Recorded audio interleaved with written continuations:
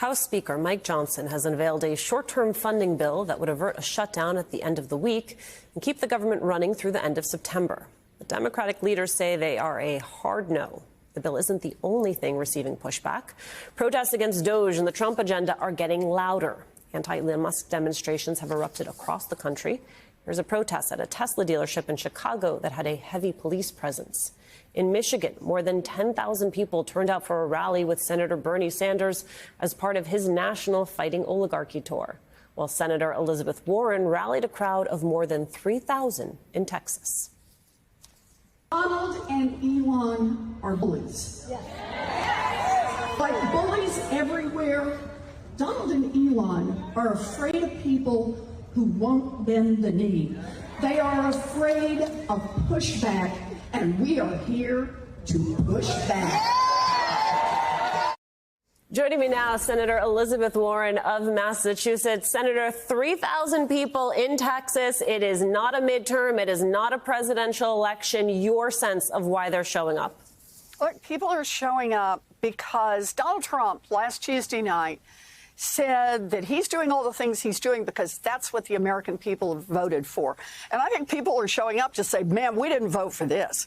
We didn't vote for Elon Musk, and we didn't vote to take away nursing home care from our seniors. We didn't vote to undercut our teachers, our students, and our public schools. We didn't vote to say that little babies are not going to get access to the health care that they need. People all over this country are saying we want a government that works for us, not just for a handful of billionaires.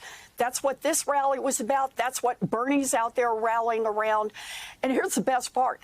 Democrats are actually showing up to listen to people, to rally with people, while Republicans are hiding and being told by their leadership, don't go out in public, don't have any town halls, because you might hear how much people don't like what you're doing. I'll tell you what was not rallying today, the stock market. Can you explain for those of us who may not be super invested in the market itself why it matters as an indicator? So think of the stock market as a flashing light, at least for how investors and economists who are looking at kind of the long-range economic trajectory that this country is on. So let's start out. Donald Trump said back when he was running for office, he would do one thing on day one, and that was lower prices for families. His words, not mine. So he's now been there. We're heading into our 8th week. And what has he actually done? And the answer is nothing to lower prices. But he sure as heck has created a lot of economic chaos and things that will actually increase prices for families. So he's played red light, green light with tariffs, on again, off again, with whether or not we have tariffs against Canada, tariffs against Mexico. He and his co-president, Elon Musk, have fired or attempted to fire, because most of this is not legal, thousands and thousands of people who keep airplanes safe up in the air, people who test our drinking water to make sure it's okay to drink, thousands of veterans who work for the federal government, and has basically tried to shut down a couple of agencies and shut down anyone that is investigating any of Elon Musk's businesses. So that's what they've done. And what the stock market, in effect, is flashing red over is that's not how you build a strong economy going forward. You create that kind of chaos. You try to lay off people. What happens is consumers start pulling back. They don't spend as much money. Businesses say, whoa, I can't invest there. I can't know if I can invest in that thing. Is there going to be a tariff or not be a tariff? And the consequence of that is that you start having everyone pull in. That contracts the economy.